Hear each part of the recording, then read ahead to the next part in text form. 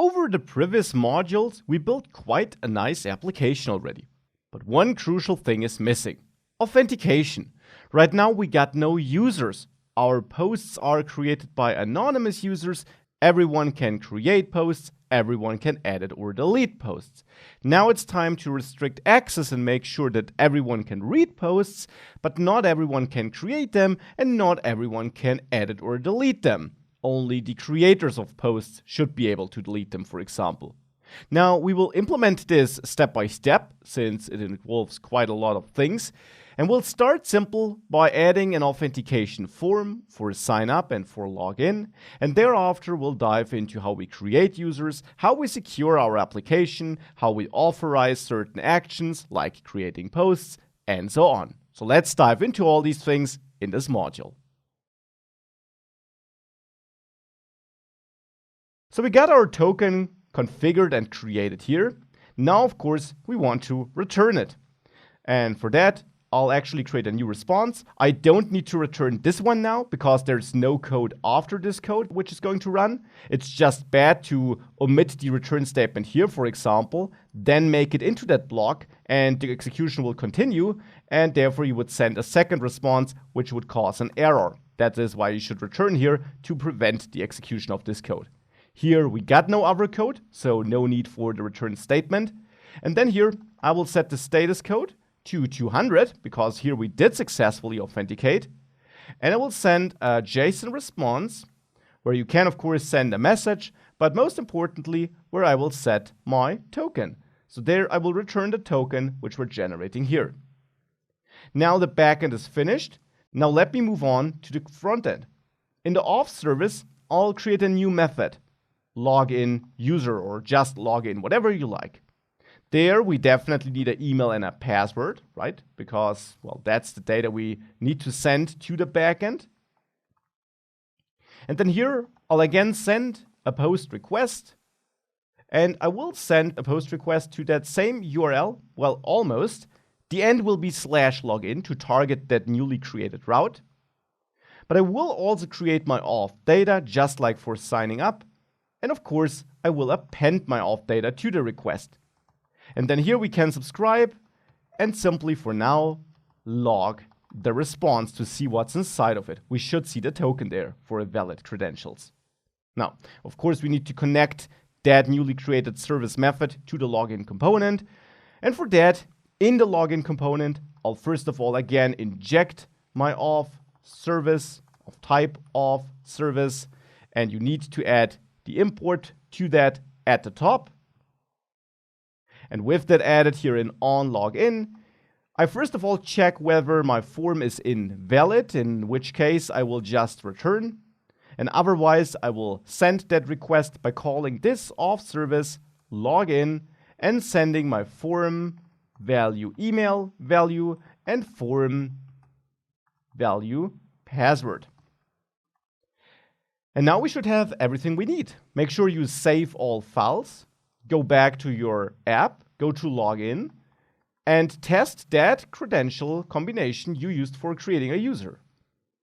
Now here I get an unauthorized. My password might be wrong though. So let me quickly create a new user where I'm sure I didn't mistype. So that's a user created. Let's now also log in with that user. And that doesn't work. I'm pretty sure I didn't mistype now. So let's see where this is failing. To find out, I'll go to my backend. And first of all, let's console log the user we're retrieving here when we're looking for the existence of the user. With that added, let's simply submit that presumably valid authentication information again. And I do see I did retrieve a user there. So that's looking good. I should make it past this check, therefore. I also do have a password field, and I should be able to compare this. So let's next console log the result we're getting here from that comparison. If I save this, and I send that request again, back on the server, we do get true. So that's looking good too. We should make it to the token here. So let's console log our token then. That is not happening. So something is failing when we actually sign this, and therefore we reach this catch block, which actually catches any errors happening prior to it. The error then becomes clear if you add another console log here in the catch block, where you log the error object. With that, if you now log in again, you see user is not defined. And that makes a lot of sense. I'm trying to access user email and user ID here, but I'm in a new then block. The user object only exists in that first then block, not in the second one. So in order to access the user down there too, I of course need to get it down into that second then block. And the easiest way to do that is to simply create a new variable, let fetched user, and store that value here if we got a user. So fetched user is equal to user. And now we can use fetched user anywhere where we want to access user data. Like here, user email, that's fetched user email. User ID, that's fetched user ID. Now with that and all console log statements removed, we can go back to our app. And now let me clear the console. You don't need to reload. If I now hit login, now I get back an object with that JSON web token. And the next goal will be to store that in our frontend code and then use it to authenticate for future requests going to protected routes. So we're now creating this JSON web token and we're sending it back to our client. We can receive it in our Angular app now, the auth service as shown in the last lecture here. Now, of course, we want to use that token to control access on the backend and deny it for any requests that don't have a valid token. And of course, we then want to be able to still reach these requests by actually adding the token to requests sent by Angular to such protected endpoints. So that is what I want to start working on now. And for that, let's actually start verifying the token on the server. So let's check whether a valid token is attached to an incoming request. And let's do that for some of our routes. The question, of course, is which routes should be protected. Now, on the backend, the user-related routes for logging in and for signing up, of course, should not be protected. Any user of our web page should be able to reach these routes. Any user should be able to send requests to these routes because the users interested in signing up and logging in, of course, are not authenticated. That's the idea behind these routes. Now, for posts, that actually changes. There we actually have some routes that should be protected. Like, for example, this post route for creating a new post, or the put route for editing one. The get route, that should definitely be available.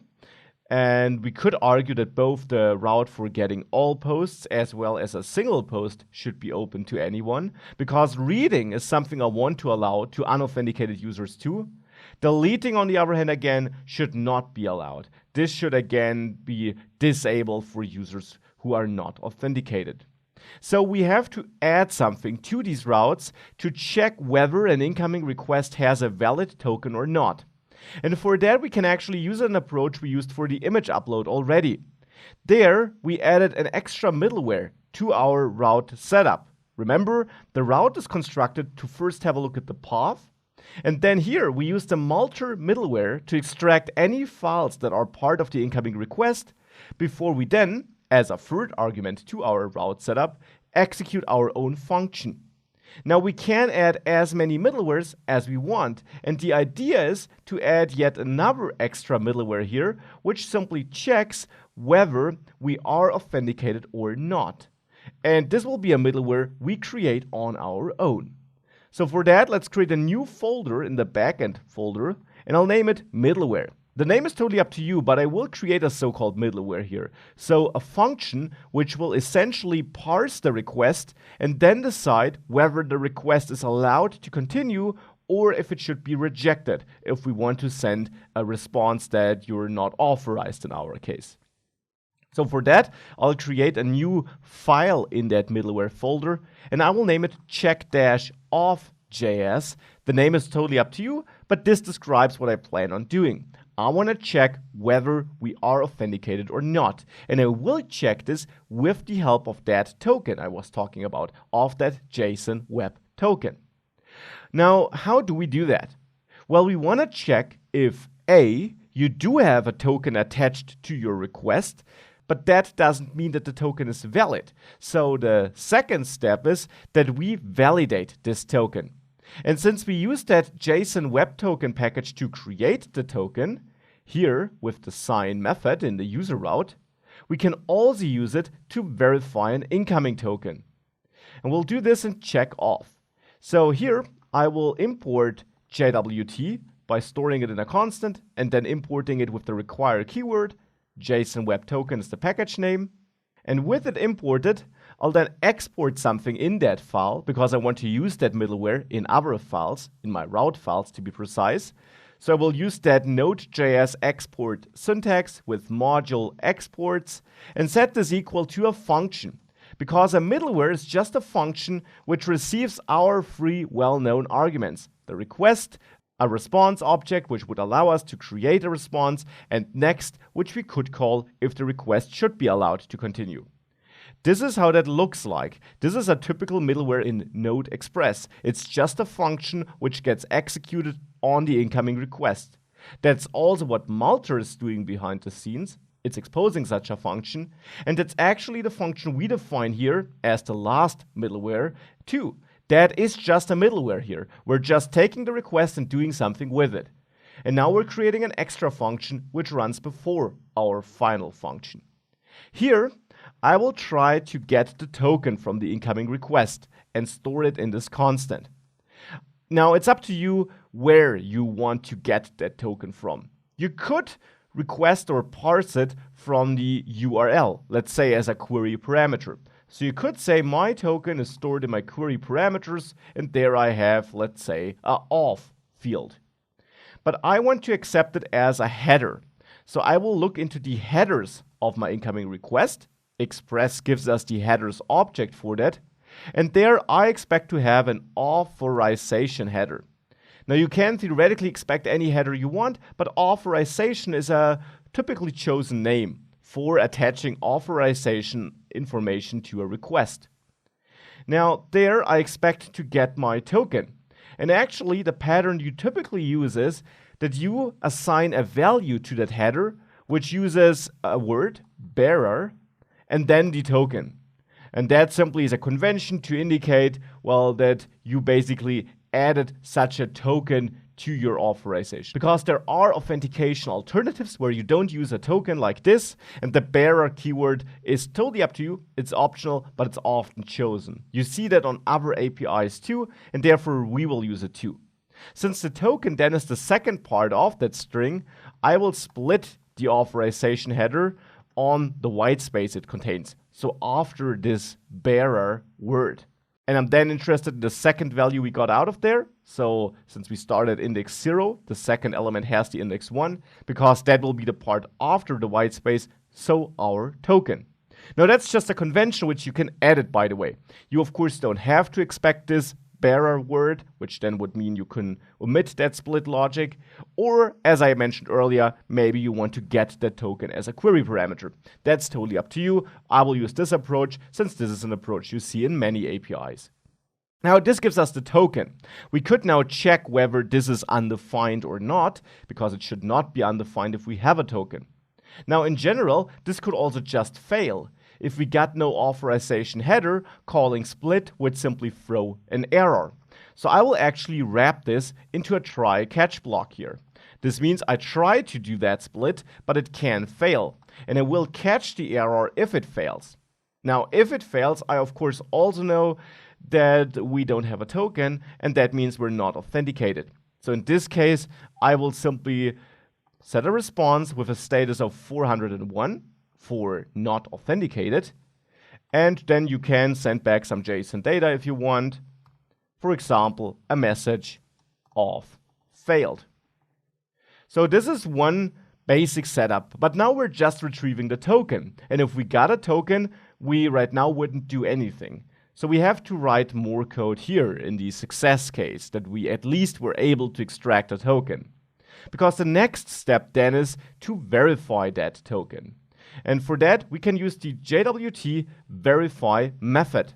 And that verify method, by the way, will also throw an error if it fails to verify. So this should also go into the try catch block. There, we pass an argument, and that argument is the token we parsed from the incoming request. Now, for verify to work, we need to pass one other important piece of information, that secret string, which we also used for creating the token. So this string we used for signing. Because this, of course, is taken into account by the signing algorithm, and therefore the package also needs to know this secret to verify that token. So to check whether it was created by this package on our server and if it is valid.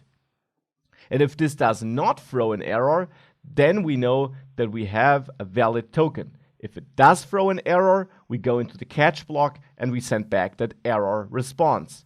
If it does not fail, then I want to call next and let the execution continue. So now the request will be able to travel on. Now to use that middleware, we have to import it into our routes file, in the posts route file, because we don't plan on using that middleware in the user.js file. And there I simply add a new import, check off. You can name this constant whatever you want. And here I will require and now point to that middleware folder, and there the check off file without the file extension.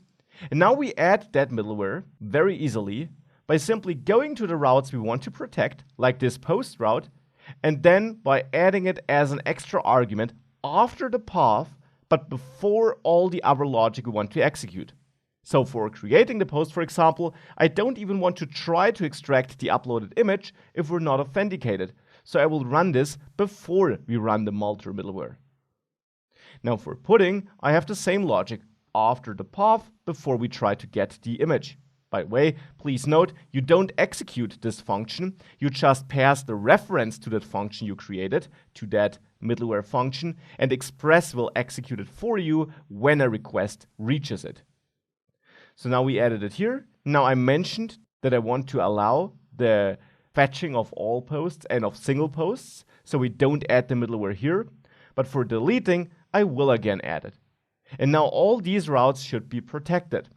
And we can check this. If we save that and our server therefore restarts, if we now reload the Angular app, we should not be able to create a new post. So if I enter something here, choose an image, and enter something here too, we get an error here on the right. We're not handling it correctly on the front end yet. This is something we'll do soon, but we're getting it here on the right. We get that unauthorized error.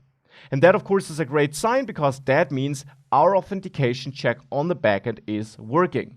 Now, of course, that breaks our app for now. So in the next lecture, we will actually attach the token to requests sent from the frontend and see that we make it work again, but then with authentication. So in the last lecture, we added our own middleware to protect certain routes against unauthenticated access. Now we want to use that token on the front end and actually store it when we do log in to then attach it to our requests we send on the backend. So for that, I will go to my user or to my auth service here where we do log in, so where we do get that token here in the response. And there, well, I want to use that token. I want to store it somehow so that we can attach it to future requests. And for that, I'll add a new field here in my auth service, a new property, and I will name it token. Maybe turn this into a private property, token. And this will be a string, and initially it's undefined. But here in login, where I get my response, I know that this response will hold the token, or at least it should. So there I should be able to extract the token from the response. There should be a token property, and I can configure this post request, this static method here, to be aware of this. So we will actually get back a response object which has a token field, which is of type string. And we know that this is the case because we created the API, and there in the user route, we do send back a response with a token field. So we can extract this in the auth service. Now we can get the token here, and we can then say this token equals, well, the token here, so this constant. Now we're storing the token in the service. We want to use that token in other parts of the app, of course. We want to use it in the post service for certain requests. To be precise, adding, updating, and deleting posts. For that, I'll first of all add a new method here, because the token field is private. We could, of course, turn it into a public one, but I will simply add a new method here, get token, and there I will return this token. So now we can get that token, and in the posts service, we want to use it. Now, for that, we need to inject the auth service into the posts service. We could inject our auth service here, and then call getToken on the injected object, and then simply add a header to all our outgoing HTTP requests here. I will use a different way of doing that. I will create a so-called interceptor for my HTTP client. That's a feature offered by the Angular HTTP client. We can add interceptors, which are simply functions that will run on any outgoing HTTP request. And we can then manipulate these outgoing requests, for example, to attach our token. And that's exactly what I want to do. For that, I will create that interceptor, and I will add it here in my auth region. I'll name the file auth-interceptor.ts to indicate that we have an interceptor in there. Now, this is an official feature provided by the Angular HTTP client, and we create such an interceptor by first of all creating a normal class here, which we export. So I export the class, which I'll name authInterceptor. Now this has to implement an interface provided by Angular, by the Angular framework. The HTTP interceptor interface. You import it from @Angular common HTTP. This interface forces you to add an intercept method to this class here. So this is the contract you're signing by implementing this interface. Your class has to have this intercept method because Angular will call this method for requests leaving your app. So we add that intercept method here, and the intercept method actually has to receive an argument, 2 arguments to be precise. The first one is the request you're intercepting, because I mentioned this runs for outgoing requests. And this is of type HTTP request, another type you import from @Angular common HTTP. And this actually is a static type which could wrap all kinds of information and data, and I will write any because I want to, well, intercept any outgoing requests, not a specific one. So I know that this interceptor will not be attached to one specific source, but that I have all kinds of requests leaving my app. We also have a second argument, and this is something you might know from the middleware on node.js side. We have a next argument here too. And actually, this interceptor works a lot like middleware, just for outgoing instead of incoming requests. Therefore, here we also have no response object because we can't configure a response here. We're just involved in sending the request. But we do get that request, and we get next, which allows us to leave that interceptor and allow other parts of our app, like for example the parts where we subscribe to the response, we allow these parts to also take that request and its response. So that is why we need next here to allow the interceptor or the request in that interceptor to continue its journey through our app. And that next argument is of type HTTP handler, also a type provided by the Angular common HTTP package. This is the intercept method, and this method has to return something. It should return a call to next handle. The handle method is provided on next, and here we actually allow the request to continue its journey. So we could just pass request here, and this would be a valid interceptor that doesn't do anything. This will just take a request and allow it to continue without being changed. Now we will change it though. Here, I will create a new constant which should hold my token. And for that, I need to inject my auth service into this interceptor because I can get the token from there. To inject services into other services, and this is just a service in the end, the service which receives that injected service has to have the @injectable annotation. We added that to all our other services anyways because of the way we provided them. We will provide the interceptor differently because the Angular HTTP client requires us to provide it differently. But we still need to add an empty injectable annotation here so that we can actually inject services into the service. That's a requirement by Angular. And then I want to inject my auth service. So private auth service of type auth service. Make sure to add the import path to that auth service file at the top. And now we can use the auth service here in this interceptor class.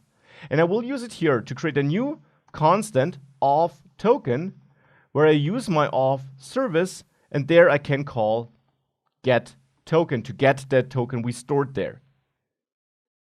Now this retrieves the token from our service. The next step is to manipulate the request to hold this token. And we should clone that request before we manipulate it. That is something you have to do because if you directly edit that outgoing request, you will cause unwanted side effects and problems due to the way requests work internally and are handled internally. So let's create a new constant of request.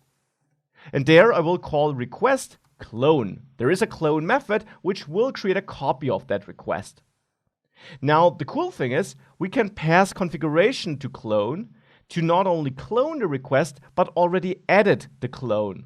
And I want to edit its headers to be precise. The headers should be my original request headers, but I also want to set an extra header, which I can do with set. Now, set sounds like it would override all old headers. It actually doesn't. It only adds a new header to the headers and it sets the value for it. But if that header already existed, it will override it. So here I will set the authorization header. And now that's important. Authorization, because we're extracting our token from authorization on the backend. Here it's written with a lowercase a. This doesn't matter. It's case insensitive, but it should be the same name. We have authorization here, what we're looking for on the backend. We need to set that header on the front end too then. So this is the name of the header. Now the value will be our auth token. This will create a request which will hold this authorization header with our token. And it's now the auth request which I want to forward, which now should leave our app. So now we're taking or we're manipulating an incoming request and we're adding our token on the authorization header. And to be very precise, this wouldn't work. Remember that thing about the bearer word I mentioned. Our value actually should be bearer, then whitespace, and then the auth token. This is how we extract data on the backend. You could omit this. It's just a convention you often see. So now we got that added, but our middleware is ignored. We don't add it to our Angular app.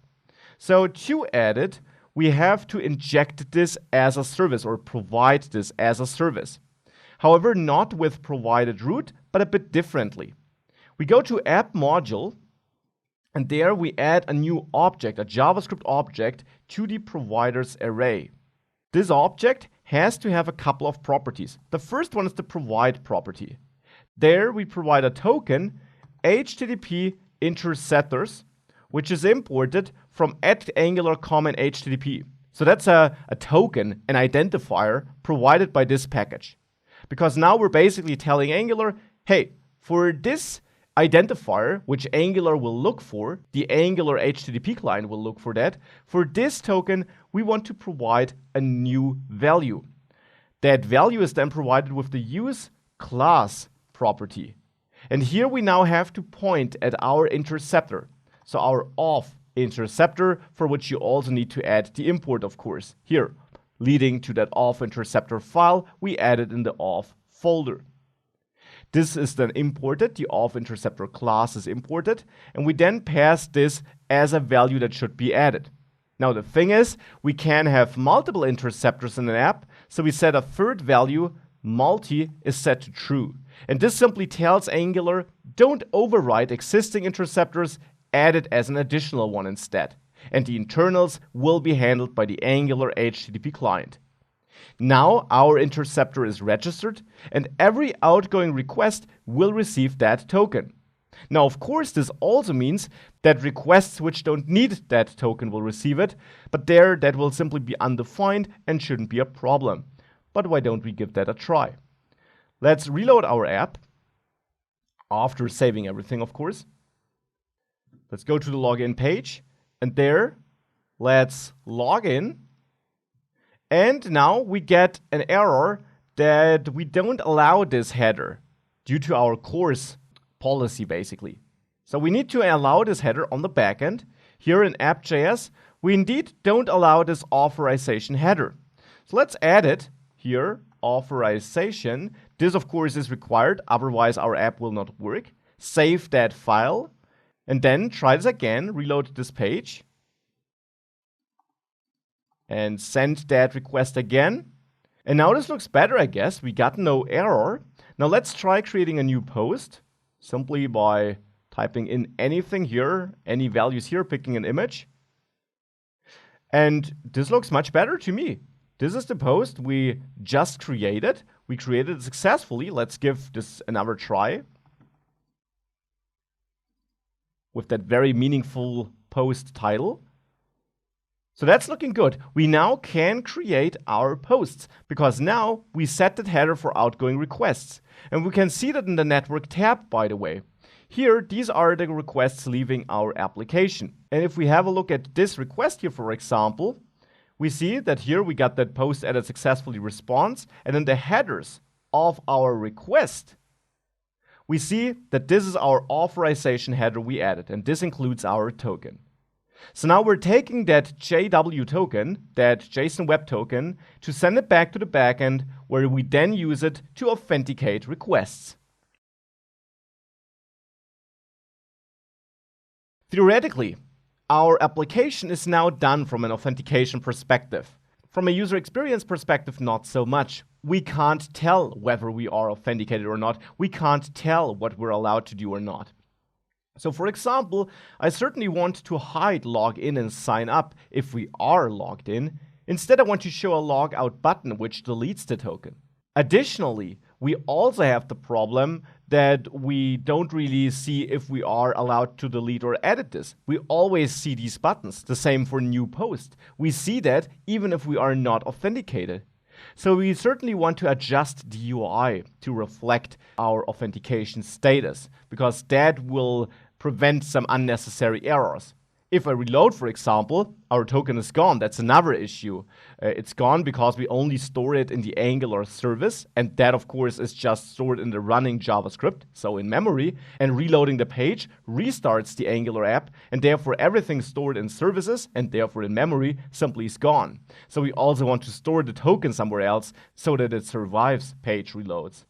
And these are all things I want to work on next. Now let's actually work on updating the UI first.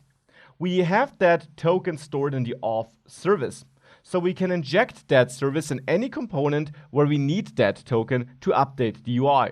And one such component is the header component, of course. There in the header, we get a couple of links which we only want to show if the user is authenticated. And on the other hand, I want to add a new list item here, which actually is there to allow us to log out. This should not be a link, by the way. It should be a button, and it therefore won't have a router link or anything like that. It's a button which we will need to connect to some action. So we only want to show that button if we are authenticated. On the other hand, login and sign up should only be shown if we are not authenticated. So in the header component, we can start by injecting the auth service, which is where we have the token. So here I inject the auth service of type auth service. Like this, make sure to add the import to the file at the top. You need to import the auth service class from there. And then here, we need to use that auth service to get that token. Now, to be very precise, we should also have some listener, just as we have it for our posts. Because that token, of course, can change. For example, if we log out and clear the token. And so we want to be able to push that token information to our components which are interested. So let's actually go to the auth service first. And besides storing the token there, I want to have another value or property here, my auth status listener. That will actually be a new subject imported from RxJS. And I will use that subject to push the authentication information to the components which are interested. So this will be a generic type, and for now it will wrap a Boolean, because I don't really need the token in my other components. I only need it in my interceptor. I just need to know, is the user authenticated or not? So a true or false decision. Now I will add a new method then, get auth status listener, because it's a private property, because I only want to return the observable part of that listener. So I will return auth status listener as observable, so that we can't emit new values from other components. I only want to be able to emit from within this service, but I want to be able to listen from other parts of the app, of course. Now these other parts can call this method to get the listener. Now I want to emit a new value here in login after we got the token. There I will use this auth status listener and call next. And here the value simply is true. So now we got a way of informing everyone who's interested about our user being authenticated. Back to the header component where we inject auth service. I will now implements on init, which is imported from @AngularCore. And I will implement it by adding the ng-on-init method, where I want to set up my subscription to that auth status listener. Now you learned that subscriptions for observables or subjects managed by you also have to be managed, so you should unsubscribe if the component gets destroyed. So I will add on destroy here, which forces me to add the ng-on-destroy method here. And then I'll add a new property, a private property of listener subs, which is of type subscription, which is imported from RxJS. So make sure to add this import at the top of your file. In ng-on-init, we can then set the auth listener subscription equal to the subscription we set up from auth service get auth listener, which is a method which returns that listener subject, and then subscribe. That yields the subscription. And in ng-on-destroy, I will take that subscription and unsubscribe. And in the subscribe method up there, we of course want to do something. We get a result here, is authenticated, we get that information. And in is authenticated, I can then set another public property of header component. Maybe user is authenticated to not mix up names. You could name it the same though, but I want to make a clear differentiation. And that initially is false. And here I would set this user is authenticated equal to the is authenticated information I'm getting from my subscription. So now we have a way of pushing that information to components and using it in the components, like this header component. So there I get user is authenticated. And now in the header component, I can use that in the template, I mean.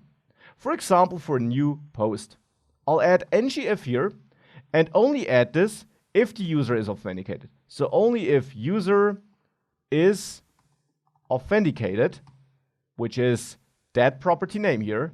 So only if that is true, only then we should be able to create new posts. The same for logging out. We should only be able to log out if we are logged in, so only if we are authenticated. For login and sign up, the opposite is the case. There I will add not user is authenticated as a condition, because of course I only want to show these if we're not authenticated.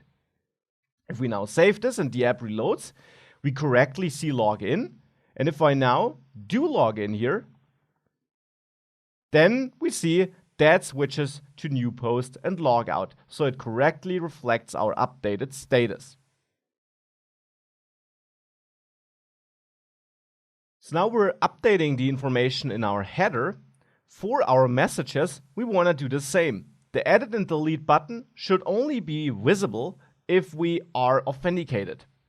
Of course, we can simply go to the post list component and edit it there.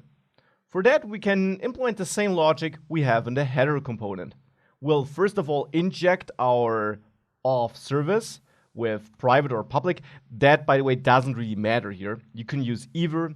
With public, you could theoretically directly access the service from within your template, though this is discouraged, so you can also just use private here. So I will use private auth service, auth type, auth service, and we import that, of course, from our auth service file. So this path needs to be added. That yields the auth service, and now again we need to set up that listener. So first of all, I'll add a private property for the subscription of status subs or sub, which is of type subscription. And then ng on init, I want to set it up. There we have our post service subscription for the posts. Next to it, and remember, this will execute immediately after this, because it will not wait for that subscription to yield something. There I add this auth service, get auth status listener, and call subscribe on the return observable. And the result of this subscribe call is the subscription, which I'll store in auth status sub. Auth status sub is then cleared in ng on destroy. There I will call this auth status sub unsubscribe. With that, we have to do something in that subscribe method here. There we again get the is authenticated information, so a boolean which is true or false, telling us whether the user is authenticated or not. And I want to store this in a special property on this page. So there I will add a public property, which is user is authenticated again. You can name this whatever you want, of course. And then in my subscription here, I will set this user is authenticated equal to the is authenticated information I'm getting from my service. We can now use that user is authenticated property in the template. And as I mentioned, this whole action row should only be shown if we are authenticated. So here I will add ng if user is authenticated. Only then this should be added to the DOM. Otherwise, it shouldn't. So now, if we reload the app and therefore we are not logged in, we can see that we got no buttons down there, and that's correct.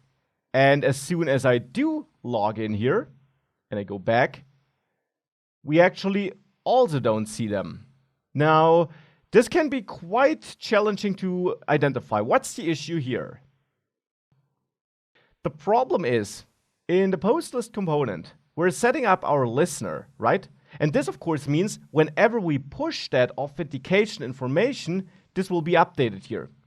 But the problem is, the post list component is only loaded after we logged in, because we navigated to it. So ng on init only runs after we have authenticated ourselves. So this, of course, means there is no new information being pushed after the post list component has been created. And we don't fetch the current information here, we just push new information. Now, there are a couple of ways of solving this. One is, for example, to use a different type of subject. There is a subject which automatically should yield you the previous value. But I will use a very straightforward way instead. Here in auth service, I will simply add a new private property, is authenticated, which I'll set to false initially. And I will set it to true in the same place where I push that information. So here I will set this is authenticated equal to true. Or at least I want to do that if we have a token, because that's a check I should add anyways. Only if we have a valid token. Only then I want to set this to true, and only then I want to change the status. So I will first of all check if we have that token, because we could have gotten a response which contains no token. So only if that is the case I want to set this. But if it is the case, well, then I will use this is authenticated and set this to true and push that information to the other components. Now, since we have this authenticated property in this component now, I can add a new method here at the top, get auth status, or maybe get is auth, and there I will return this is authenticated. And now we can call this method to find out whether the user is authenticated. And in the post list component, I will do that. I will register this listener, because this will become important once we connect the logout button, which will be in here, and therefore we are on that page when the auth status changes. But for now, when we first visit the page, I will set this user is authenticated by reaching out to the auth service and calling getIsAuth there. And now with that, if we reload and I log in and I go back to my messages, now we correctly see the buttons. So now this is also working in this case. Now we're still not there yet. We need to connect the logout button, and we also have another issue. If we are not authenticated, we can still create a new post by manually entering the URL. I can enter /create here, and boom, I'm on the creation page. I also want to prevent this, so still some work to do. So let's connect that logout button we have in the header component. For that, I'll add a click listener to that button and execute on logout. That on logout method, of course, needs to be added to the header component. So here I have on logout. Now on logout should clear the token and inform all interested parts on the page about the changed authentication status. And for that, we need to edit the auth service again. Here, we need a new method, logout, or any name you like. In this method, I want to do two main things. I will set this token equal to false, or to null to be precise, to clear it. And I will set this is authenticated equal to false. And then, of course, I need to pass that information to anyone who is interested. So I will use my auth status listener subject and push a new value, which of course is false, because the user is now not authenticated anymore. That is what I want to execute when we call logout. That logout method should be called from within that onLogout method in the header component. So there I will reach out to my auth service and then call logout like this. Now we should be able to save everything. And in the restarted app, if I now do log in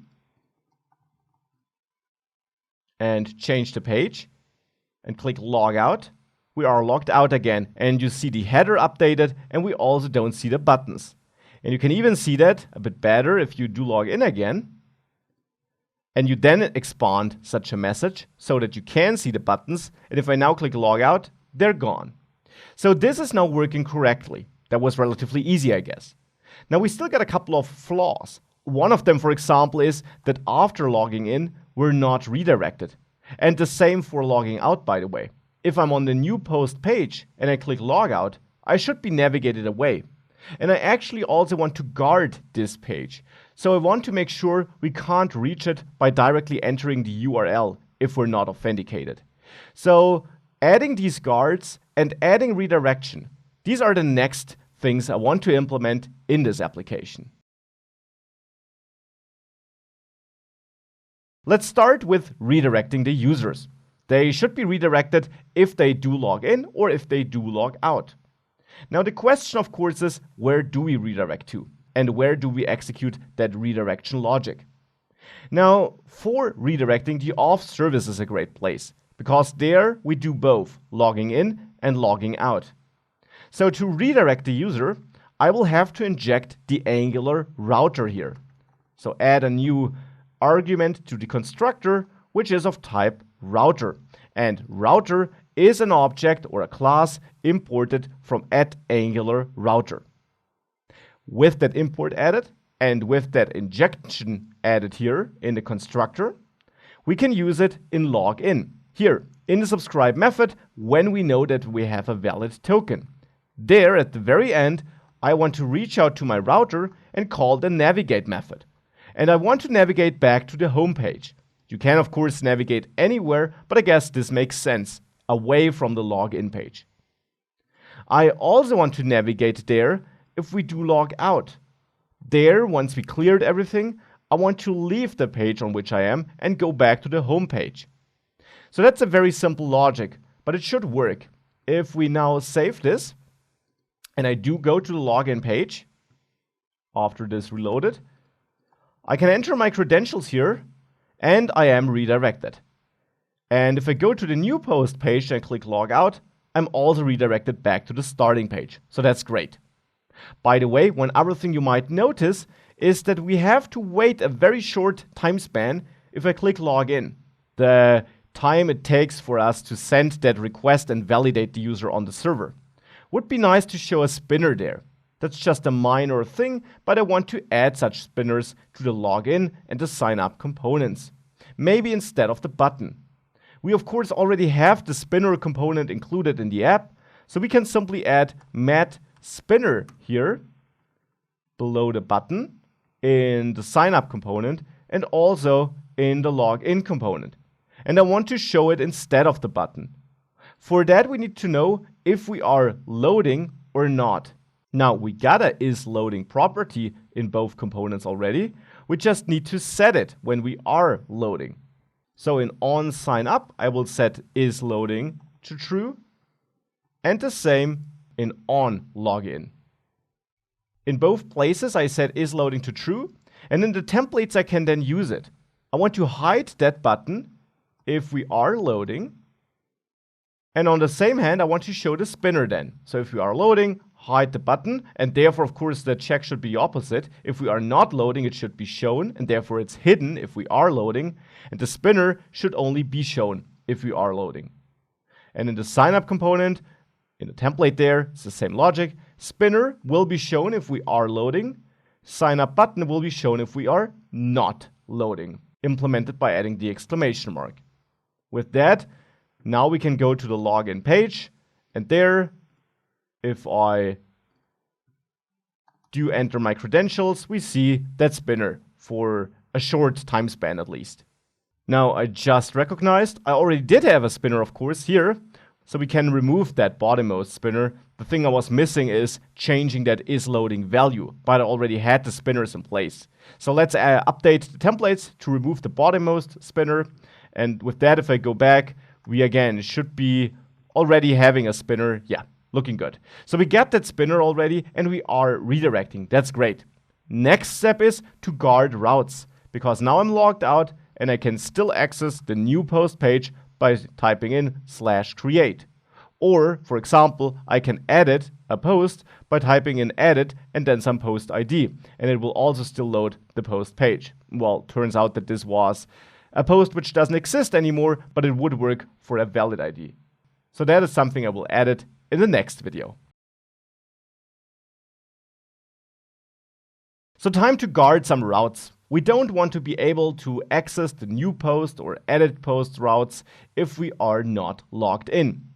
For that, we can use so-called route guards, a feature provided by the Angular router. For this, first of all, I'll create such a guard in my auth folder, and I'll name the file auth.guard.ts. A guard is just a service in the end. It's a class which we export, which should be named authGuard here, since this is what it'll do. And now, what does guard mean? Angular adds some interfaces your classes can implement, which forces the classes to add certain methods which the Angular router can execute before it loads a route to check whether it should proceed or do something else. And one such interface which helps us with protecting routes is the can_activate interface, which you import from @AngularRouter. Now, this can_activate interface actually is implemented in the following way. In Visual Studio Code, I can automatically implement it by clicking on the red squiggly lines, then on that light bulb here, and then clicking Implement Interface. So if you're not using that IDE, you have to add a method called can_activate with a lowercase c at the beginning, which receives two arguments: the route you're trying to load, which is of type activated route snapshot, which you need to import from the Angular router package, and you get a state, which is a snapshot of the entire router state. You also need to import that type. And then can_activate has to return either a Boolean or, since it can also run asynchronously, an observable or a promise which eventually yields a Boolean. Now we also need to import that observable type to be able to use it here. So let's import observable from RxJS. And now we got our off guard set up. This will always throw an error, which is of course not what we want. So let's delete that. Let's instead return such a Boolean. If we return true here, or a promise or an observable, which eventually yields true, then the router will know that the route which you were protecting is accessible, so that the user may access this. If you return false, the router will deny to go there. Well, before returning false, you should also navigate the user away therefore and redirect. Otherwise, you'll just block the loading of the page, but not provide an alternative. Now, of course, we don't want to hard code true or false into that file. We want to get that information from the auth service, which is where we store the information whether the user is authenticated or not. So let's go to that service by injecting it. And for injecting something into that auth guard, since this essentially is also just a service, we have to add injectable. Because remember, if you want to inject services into services, you have to add this annotation. And you also have to import injectable from @AngularCore. With that, we can go to the constructor and inject our auth service, which is of type auth service. And that, of course, again means that you should also import auth service from your auth service file. So make sure to import this path here. With it injected, we can use it here in can activate. We can get a new constant is auth and simply reach out to this auth service get is auth, because that holds the information whether the user is authenticated or not. And this is updated if we log in or log out, so we can rely on this being current. So now we can simply use that here in a if check. And if we are authenticated, then I want to return true. But actually I want to do something if we are not authenticated. Then I want to navigate away. And we can do this by injecting the router. So here I will inject the router, which is of type router, and which is imported from the Angular router package. So make sure to add this import. And then here I call this router navigate, and I will navigate to the root page. You could also navigate to /login, for example, to tell the user, hey, you need to log in first. Let's maybe do that. That's all. We just continue. And here at the end, I will return is auth. So this will be true if we are authenticated and false otherwise. Now we just need to add this guard. And we do add it in the app routing module. Since it is a service, we need to provide it. And whilst you should rarely provide services in that special module, guards are perfectly fine to be provided there. So let's add the providers array, and let's add the auth guard type, which you need to import, of course. So make sure to add an import statement where you import auth guard from your auth guard file path. With that, it's made available. Now you just need to attach it to the routes you want to protect. And that would be these two routes. We can add it by adding another property, can activate, which takes an array of guards we want to run on these routes whenever the router tries to load them, tries to activate them, you could say. So here I will point at auth guard, and I will do the very same for the edit route. So now these two routes are protected, and that means that if we now reload and I manually enter a /create, keep in mind I'm not authenticated now, I am indeed forwarded to the login page. And that, of course, is exactly the behavior we want. Now we're protecting these routes on the front end against unauthenticated access. Now, important to keep in mind, this is just a user interface, a user experience thing. We were protecting our backend before already. You could never create posts that would always have failed. But now we're also preventing situations where the user might do something which is doomed to fail and which would therefore provide a bad user experience. We can now avoid this because now the user can't get into a situation where he tries to do something he's not allowed to do. From an authentication perspective, the application is now looking really good. We're redirecting, we're protecting, we're updating the UI, we're protecting the backend. There's one thing I want to add though, and that is our token. It's going to expire after 1 hour, right? Because that is the duration we give it here on the backend when we create it. And I mentioned that this is a good duration for security reasons. This of course means that after 1 hour, our user is essentially logged out. Right now, our user doesn't recognize this because our UI won't update. We got a token and it's just invalid, but on the front end, we don't know that. So we don't know that the token expired. Well, we can know it, of course, because we know that the token will expire in 1 hour. And actually, we can even pass that information along with the response. We could add an expires in property here on the response we're sending back if we got a token, and simply pass that when does the token expire information. We know that it's going to be 1 hour from now, but that 1 hour we don't want to send a hard timestamp because the server time could deviate from the client time. Let's instead simply send back this duration. And you could send back 1 hour and let the client parse this like this. You could send the duration in minutes, 60, or in seconds. And I will send it back in seconds. So 3,600 seconds. Let's actually send it as a number. So this is the duration in seconds until it will expire. Now we can use that information on the front end.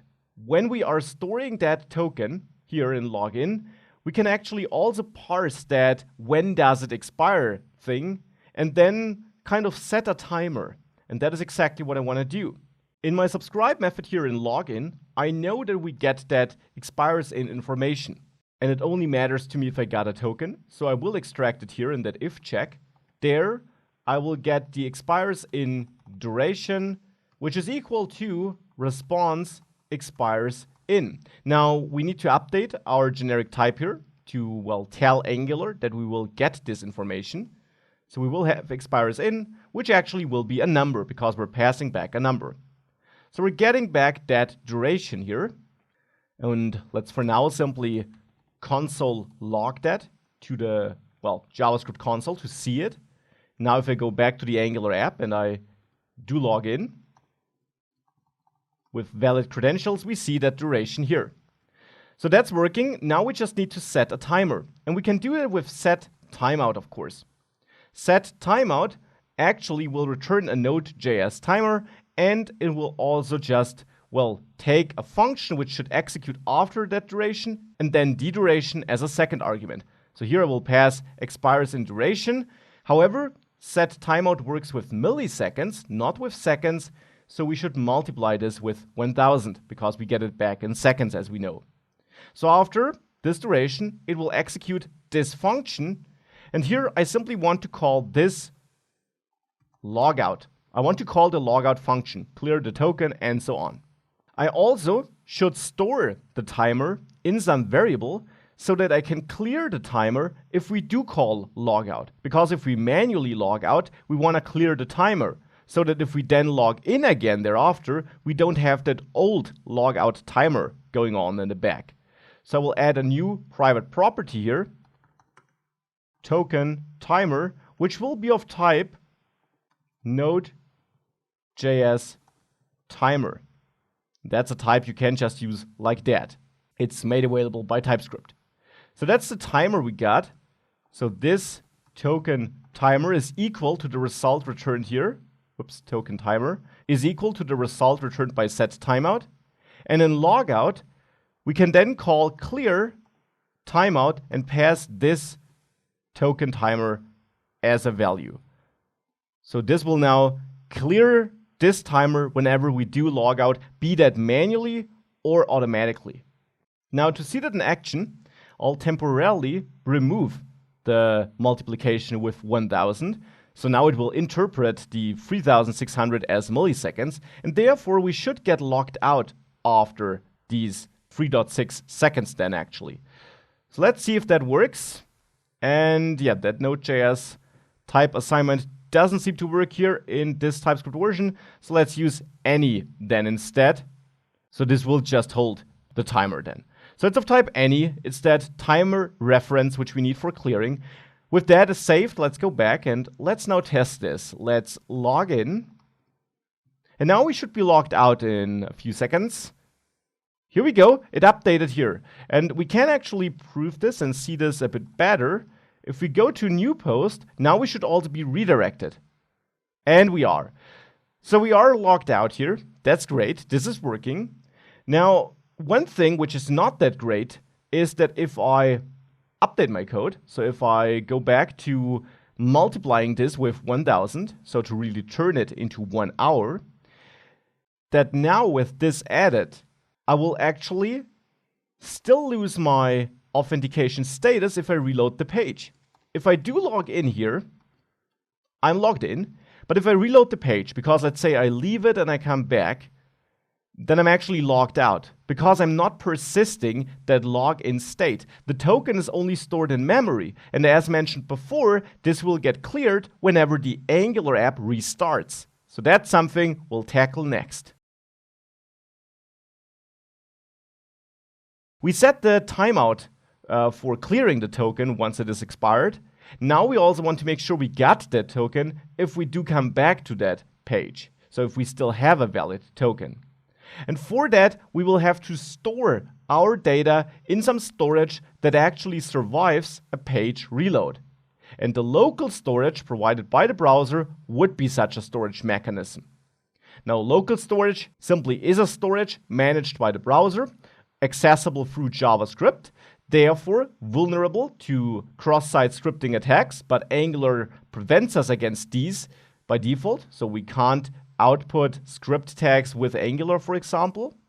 So we should be safe, but of course we need to access this local storage. So in the auth service, I want to store data in the local storage once we are authenticated. And for this, I'll add a new method here, a private method, because I only call it from inside this service, where I have my save auth data, let's say. Save auth data is the method, and there I expect to get the data I want to save. And for now, that's the token, a string, and that's the expiration date. And this should now be a date and not the time in seconds, because the time in seconds, of course, is a relative measure and not helpful to us when we come back in the future. There, we need to have a clear idea of when the token expires. So I expect to get a date here. Now, all that data will be serialized and stored in local storage. Accessing local storage is easy. There is a local storage API you can access. And then we just call setItem to store a value there. And the values are simple key value pairs. So nothing fancy, but great for strings, numbers, dates. Complex objects, also possible, but a bit harder. So here we just store the token, let's say. That's the key under which you want to store it, and it's totally up to you. And the value will be the token I'm getting as an argument. Then I will also store the date.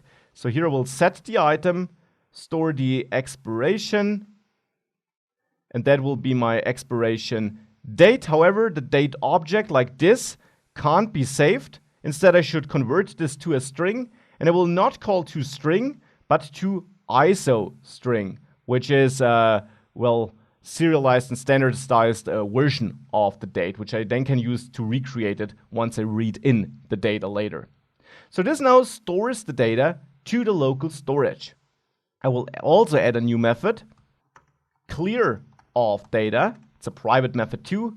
And there I will call local storage remove item token and remove item expiration. And clear auth data will be called from within logout. There I will call this clear auth data to clear the local storage. Now save auth data hasn't been called. I want to call it here inside my login method. So where we set the timer. There I set my authentication status, and of course here I also want to call this save auth data, and I'll pass the token as an argument.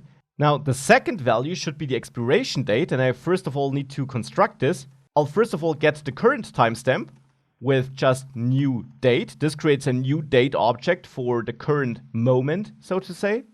And then I'll create my expiration date here, which is now get time plus expires in duration times 1000, because this also needs to be passed in milliseconds.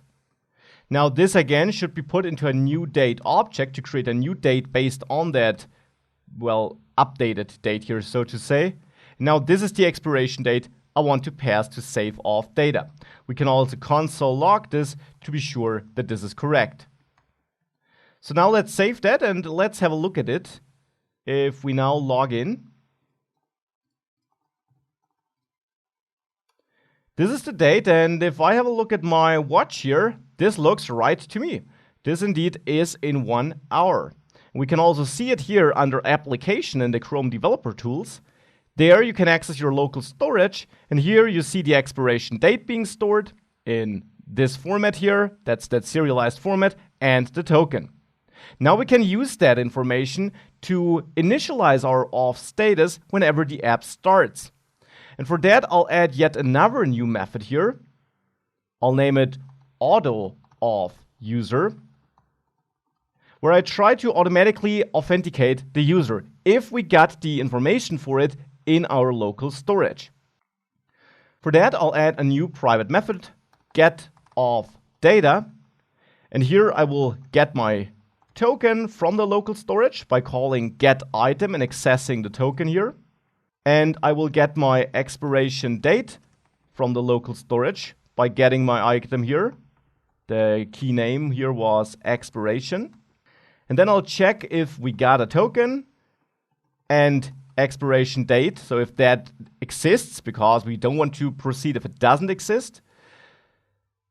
So here I will actually check the opposite. So if we don't have the token, or if we don't have the expiration date, then I will return like this. We'll return nothing. If we got it though, then I want to return a JavaScript object where I have my token and my expiration date, and there I will create a new date where I simply can pass in that serialized expiration date string, and it will construct a date object based on that. So now I have this information which I return. Now getAuthData will be called in AutoAuthUser. So here I will reach out to this getAuthData and store the result in a new const authInformation. So this will be that object I return, or nothing if we don't fetch a token and so on. So here I'm fetching this and I'm storing it in authInformation. And now the goal here is to check whether the token still is valid. That's the first thing we have to do. And for that we got the expiration date. We can't validate if it's a valid token. That can only be done by the server, but at least we can tell if it's still valid from an expiration perspective. So in AutoAuthUser, I will check if the expiration date is still in the future. So I will again get the current date time by creating a new date object. And I can then simply check if it's in the future by creating a new constant is in future, where I simply create a boolean by comparing authInformation expiration date to now. And if that is greater than now, well, then we have a date which is in the future. If it is smaller or equal to now, then we know the token expired. So here I check if is in future. If that is the case, then the user should be authenticated. So here I will set it equal to the token we had in local storage. Whoops, that's authInformation token though. I will then also set my timer. I'll do that in a second. First of all, I'll set is authenticated to true and push that information. So here I will set authStatusListener, call next, and pass true to everyone because the user now is authenticated. But I just mentioned that I of course also need to set that timer. So since that needs to be done in two places, we should probably refactor this code and put it into a new place. So let's pull it out of the subscribe method here and instead create a new private property, setOfTimer, where I get the duration, which is a number. And then in here, I will call this token timer setTimeout, where I still want to call this logout when it occurs. Duration is now the duration, and I still need to multiply it with 1000. And then in the subscribe method of the login method here, I can call this set off timer, and pass in the expires in duration. So now we're still setting the timer here, but now I also want to set it here in auto off user. Now one important note, the duration is something I don't know yet. Well, kind of. Instead of checking whether this is in the future, we could retrieve the difference. So expires in, we can name it like this. We can then pass it here to set off timer. Expires in then should be the expiration date minus now. This doesn't work though, but we can just call get time again, which will be the milliseconds since basically the start of time in JavaScript, which is somewhere in 1970, the 1st January there to be precise, and also get that same value here for now. And now we know we're deducting the current timestamp from the timestamp in the future, or maybe in the future. This of course could also be a negative number if the current time is greater than the, well, expires in time. So we will simply check if expires in here is greater than 0, because if it is, we know that the date is in the future. If it is smaller or equal to 0, it's right now or in the past. So the expiration time would be in the past, which means it's expired. So now we get a duration in milliseconds here, that's important. So since off timer works with seconds, I will actually divide it by 1000 here. I will also go to set off timer and console log setting timer plus duration so that we can have an idea if that works correctly. So now we're getting that difference between expiration date and current date in milliseconds, and we're setting the timer here too. Now we got everything in place to automatically authenticate users. Now we just need to run that method. And a great place to run this is in the app component. There, we know that this component gets loaded first. When our application is starting up, this component gets loaded. So this is a great place to actually do our basic initializations. So therefore, I'll actually implement on init here by also importing it from @AngularCore and then by adding the ng-on-init method. And there I want to use something from my auth service. So time to inject it again. I'll add my constructor, private property of service, of type of service, of course. Also make sure to add this import. And now in ng-on-init, I'll reach out to my auth service and simply call auto auth user here to kick off that automatic authentication workflow. With that, if I save this and I reload my app, you see I'm not logged in right now, even though I have data saved here. So something is going wrong. This should actually work. Let's go to the auth service, auto auth user. We're calling get auth data. And we're returning the data from the local storage here. Let's throw in a console log here and output our auth information as well as the calculated expires in value. Save that and let it reload. Go back to the console. We see expires in, pretty big number, but that is in milliseconds, keep in mind. This is the value in seconds which we're setting, which looks all right. We got a token, we got expiration time. This is greater than 0, so we should actually make it into that block here, where we set our token. And I actually also do see my edit and delete buttons, so this kind of worked, but the header somehow doesn't reflect this updated information. If I reload, we still see login and sign up there. So the header is not getting the information about the user being authenticated. Now, the issue should be the same as we had before. In the header component, we're listening to updates to the user authentication status. But if that gets initialized a tiny bit too late, and the chances for this are high since we do kick off that authentication workflow in the app component, which loads first, and we only got synchronous code in there, so all that code here executes pretty quickly. We got that information before the header is loaded.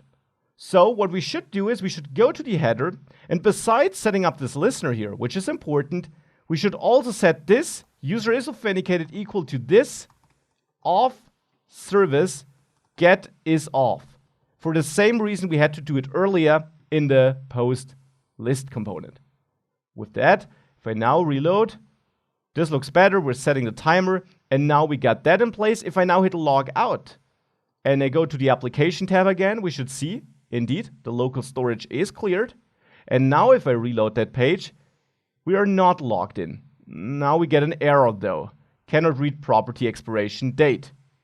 That is happening in the auth service here, and it makes sense because we got no auth information here.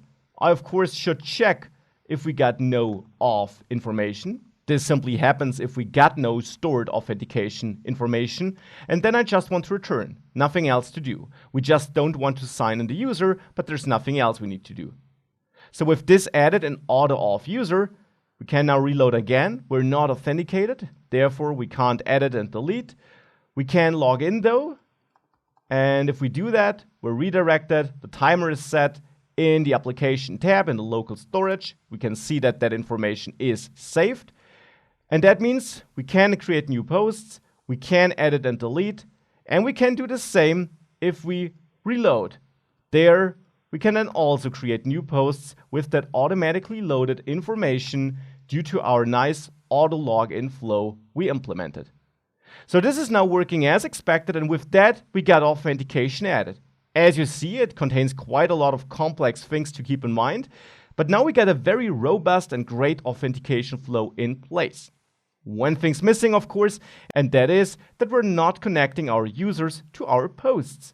We got these models on the backend, we got routes for both there, but we're not taking advantage of our users. Of course, we want to store the information which user created which post in that post. And we want to use that information on the frontend and backend too.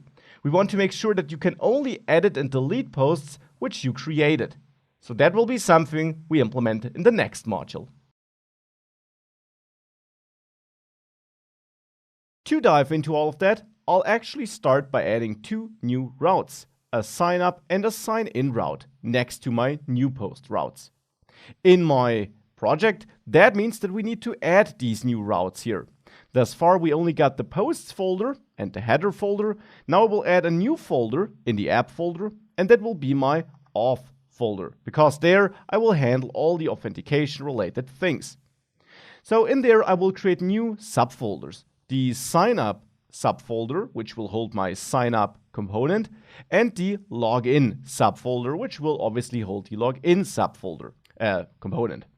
So in the login folder, let's create a new component, the login component. So login.component.ts is the component file, and login.component.html is the template belonging to that. In the TypeScript file, we'll just export a class, which is named login component. As always, this is how you create components.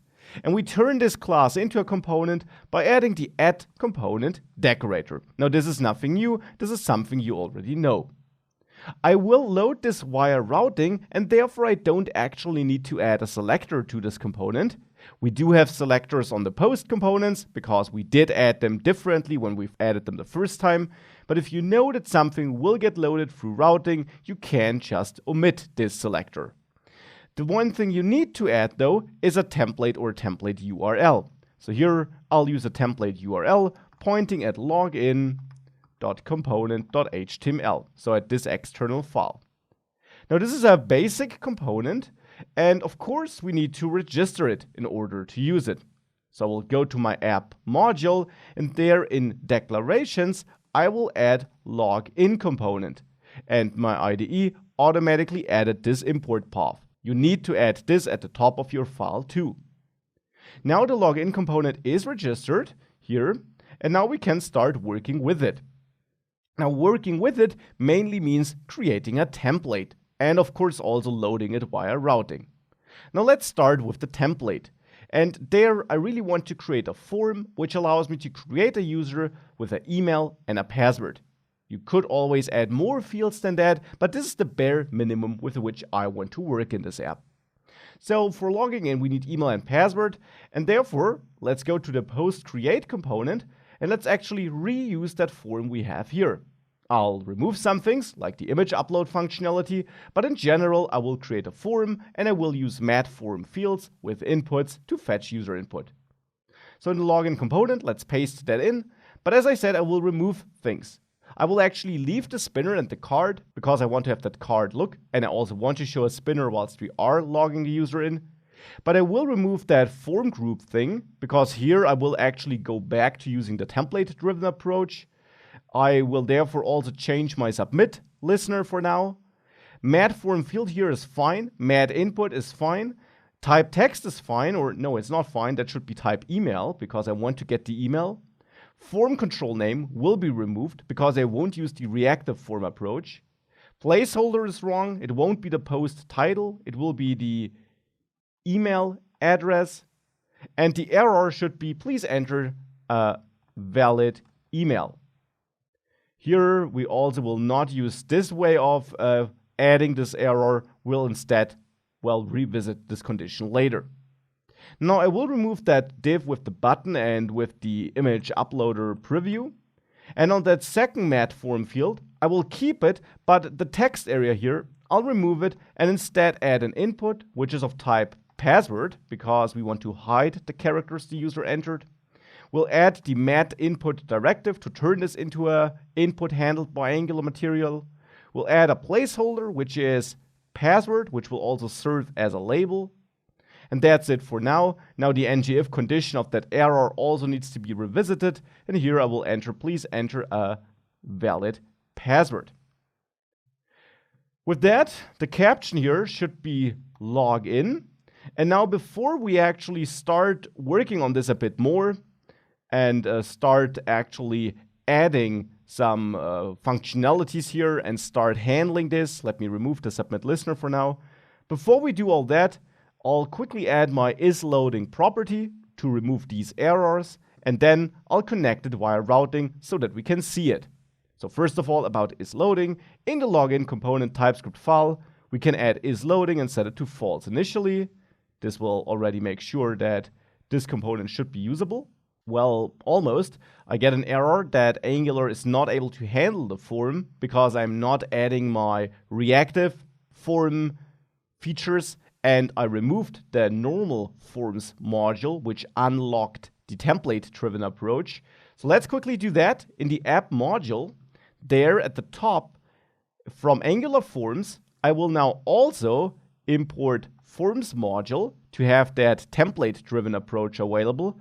Though to really have it available, importing is not enough. I will also go to imports here, and where I add the reactive forms module, I will also add the normal forms module, you could say. And with that, we got this enabled. Now again, I will also want to load it via routing. So let's go to the app routing module, and there it's time to add new paths. This path should be loaded when I visit /login, and there I want to load my login component. Again, my IDE automatically added that import here. With that all set up, we should be able to visit this when we enter /login, but manually typing isn't what I want to do. So let's instead go to the header component here, and let's simply add a new link, a new list item with the anchor tag, which has the mat button directive. And there we go to /login. And of course, my caption here will also be login. And now with that, we can save this, go back. We got login here. We'll have to do something regarding the styling, but it does work, though this also needs to change from a styling perspective. But we're getting there. Now, let's first of all make sure that here in our header component, these links are aligned. And for that, I'll go to the CSS code, have a look at my unordered list, and change it to actually use flexbox. So to set the display to flex. If I do that, the list items should be ordered next to each other, and they are, and this looks better. And now let's also work on that form here in my login component. This, of course, is not how I want my form to look. Now in the post create component, we fix this by giving the mat form field a width of 100%, and centering the spinner is also something I want to do. So I will copy these two things here.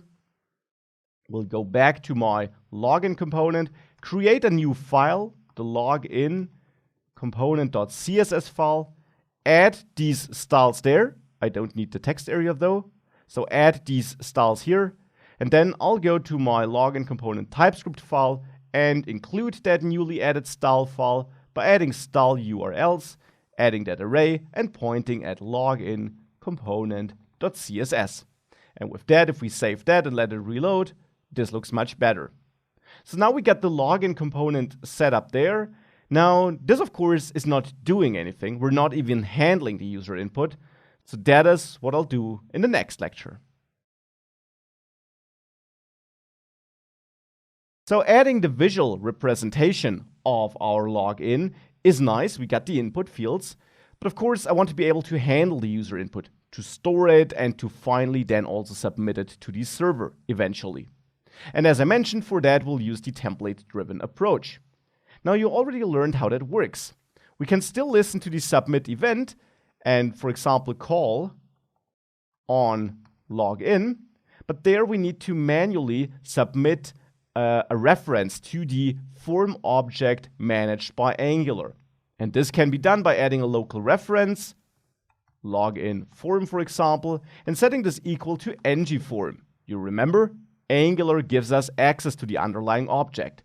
And then we can pass login form to the submit method, to the onLogin method. We also want to add local references to our inputs, like email input, so that we can use these in ngIf. However, there we also needed to assign a value, and that was ngModel. And for that to work, we needed to add a name attribute and ngModel to the input in the first place. So name would be, let's say, email, and then we would add ngModel to register this as an input. Now, email input also is able to get access to the underlying object controlled by Angular, and we can use it in ngIf to check whether email input is valid, and only if it is invalid. And if it is invalid, then I want to show the error. Now that of course also means we should add some validators, and here I will simply add the required validator and the email validator, validator provided by Angular. This will do what the name sounds like. It will validate whether this holds a valid email address or not. With that added, let's also do the same for the password. Let's add a name here. The name would be password, for example. Let's add ngModel. And let's also add a local reference, password input equal to ngModel to get access to the underlying object. And then I'll add the required validator here. And then I will use password input, the name of the local reference, here in ngIf to check whether this is invalid, in which case I want to show the error. With that, if I save that,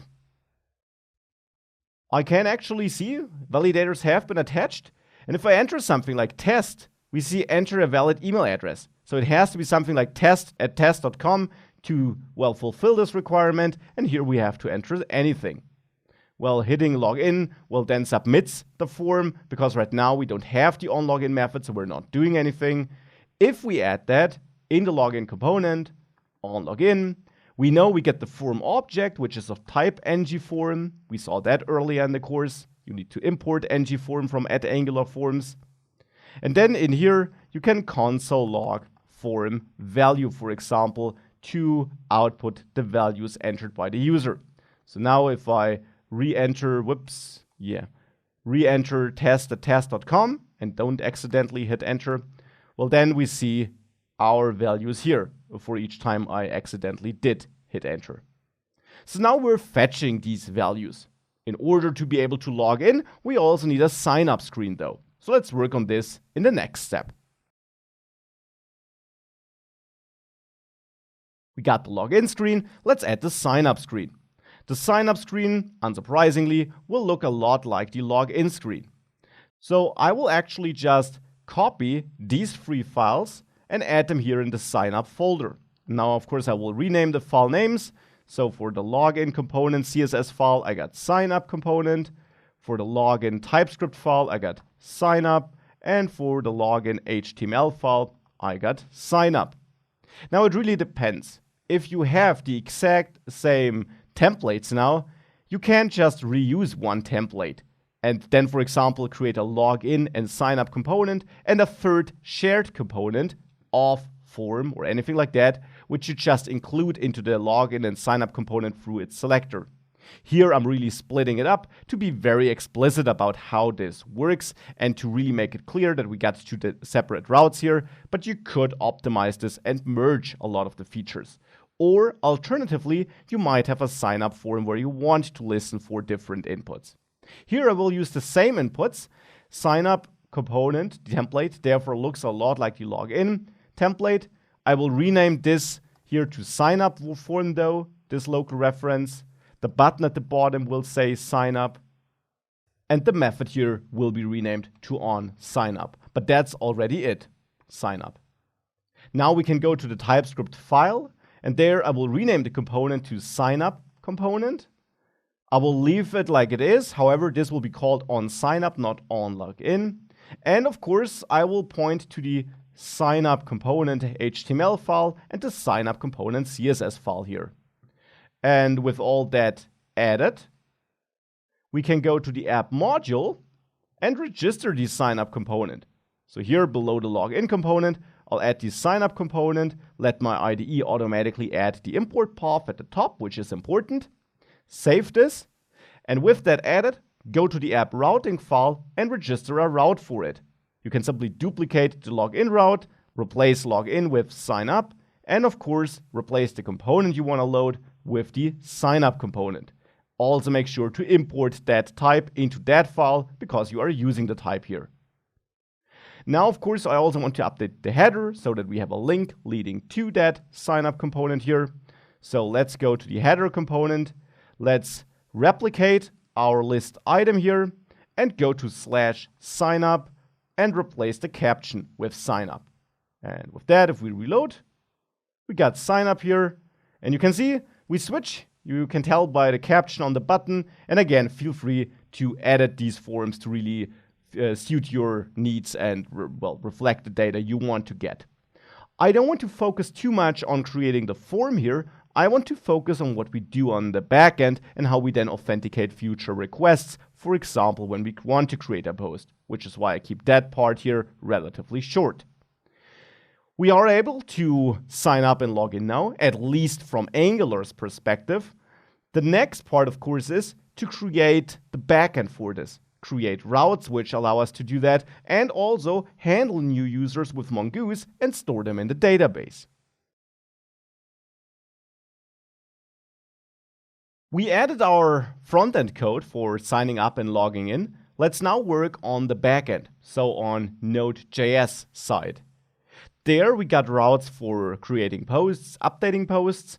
Now we want to create routes for creating users or logging users in.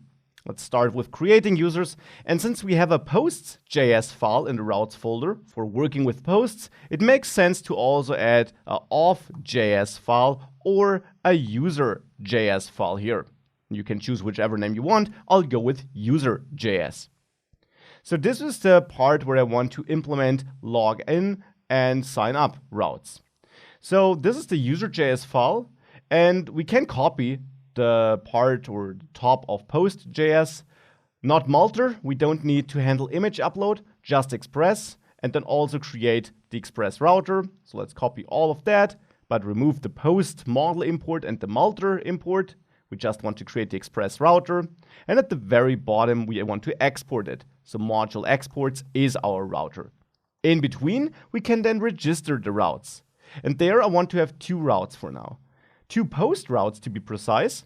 The first one is handling all requests going to, let's say, API/users or user/signup. And to make sure that we have API/user in front of this, I will of course go to app.js, where I already import my post routes.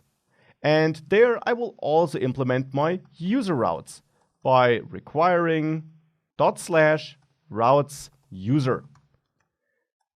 So this will import my user routes.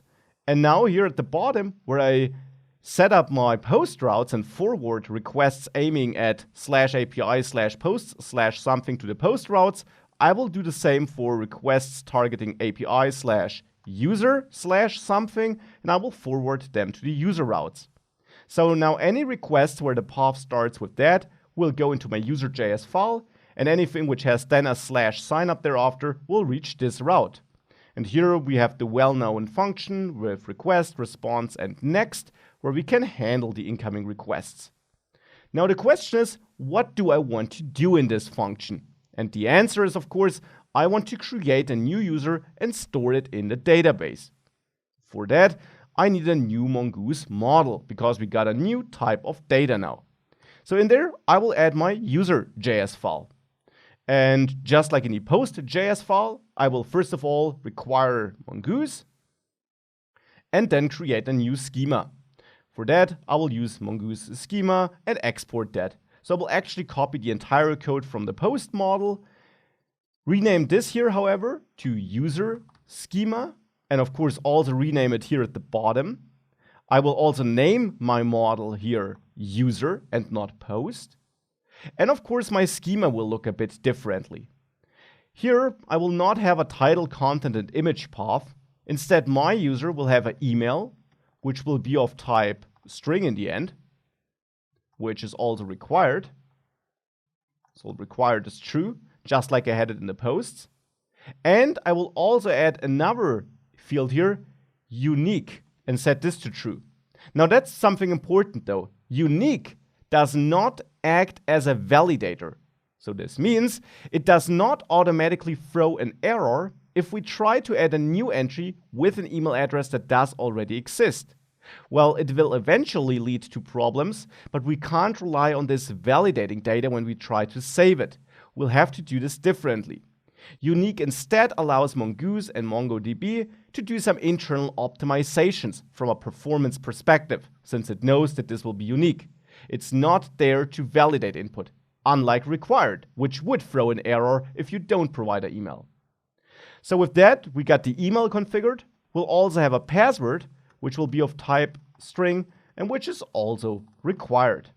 This is my user schema for now, and I'm using this to create a user model, which we then can use in other files. Now I mentioned that we can't use unique here as a validator. However, I want to make sure that I don't save user data or a user with the same user ID twice. And thankfully there is a package we can use. For that, I'll stop my backend server or any process, doesn't matter, and I will run npm install --save mongoose-unique-validator. That's a third-party package which will add this validation logic for us.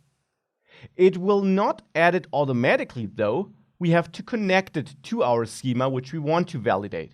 So in the user.js file, I will add a new import, unique validator or any name you like, and I will require the Mongoose unique validator package we just installed. Now we have to use this as a plugin. That's a feature provided by Mongoose. We can add plugins to schema. That's basically extra functionality which Mongoose will run on the schema. And then it depends on whatever this plugin does, well, how it will influence the schema. Unique Validator is a plugin that will simply add an extra hook that checks your data before it saves it to the database. We add such a plugin by taking our schema, the user schema here, and calling the plugin method, a method provided by Mongoose. And here we simply pass the unique validator. With that, we validate this, and now we will get an error if we try to save a user with an email that does already exist. So now we got that validation in place, and now we can restart our server logic there. Now the next step is to save our users whenever we get a request sent to our new route here. Let's work on this in the next lecture. So with the user model created, let's create a new user whenever we get a new request reaching this route here. For that, I will import my user model.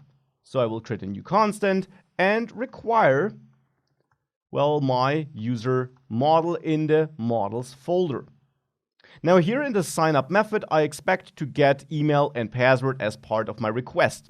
So what we can do is we can create a new user with new user using our model, passing a JavaScript object to it to configure it, and there I will set an email property because my user model has an email property, and then also the password property as a next step. So setting the email property to request body email, and I simply expect to have that property on the request body. Now for the password, we can do request body password. And this now would be super bad. Do you know why? Well, we would store the password unencrypted, so in raw form.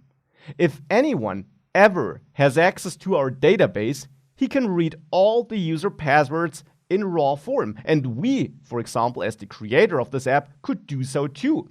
And that's not great because a lot of users reuse passwords, so we probably can then even access their email accounts or anything like that, leave alone the accounts on this page. So definitely don't store the password as this. Instead, you want to hash it. You want to encrypt it in a way that can't be decrypted, so that it can't be reversed. I will still show you how you can then confirm it for login. So to do that, I'll again quit my node server and install another package with npm install -- save. The package I want to install is called bcrypt. That is a package that offers encryption functionalities which we can use in node.js. Once it is installed, we have to import it in our user route. So there I add a new import, const bcrypt or any name you like, and we simply require bcrypt like this. Now we can use it here in the user signup. And of course I want to use it to simply, well, create a new user with that. To do that, I'll use my bcrypt package, and there we have a hash method. This hash method takes an input, and that is the value we want to hash. So we want to encrypt, basically. That would be the request body password. We then pass the salting rounds, and that simply means the higher the number here, the longer it will take, but the safer it will be, because it uses mathematics, basically, to generate a random number and to generate a hash which is secure. Now, for that, I'll use 10, which is a value high enough to yield a secure hash and not take infinitely, which you also don't want. And then we got a callback, which will fire whenever it is done. Alternatively, we chain a promise, so we use the then here. Then will simply yield us the hash once it's done. So it's inside this then block that we then want to create a new user. And for the password, we will not store the raw password, but the generated hash. Now with that, we got a user object which has the password encrypted. And now we can simply call user save to save the user to the database, and then be informed when this succeeded. So here in this callback, here in the then block, we know the user will be saved. And then we can send or create a response where we set the status code to 201 because we created a new user, and where we send back some JSON data. For example, we can send back a message, user created, and maybe the result data so that we can see what's inside there. I also will add a catch block here because whilst I won't add all the error handling logic yet, I want to show you what happens if we try to add a user which actually has an email address we already got stored in the database. So here I will send back a status of 500 and a JSON message where I have my error, which holds the error I'm getting. So this is now my setup where I hash the password and then I save the user. And with that, we should be able to create new users and store them in our database. Well, at least as soon as we connected Angular. So let's restart our node server, and in the next lecture, we will connect Angular to our backend. Now, actually, before I switch, I'm getting an error here.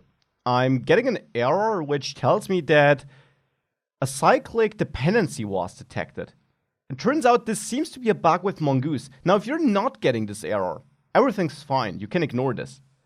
A fix is to go to app.js, and on that MongoDB link here to your backend database, remove retry rewrites true. Remove that query param, it's not required. And with that, it should restart without the error. Now with that, back to Angular, let's continue working there.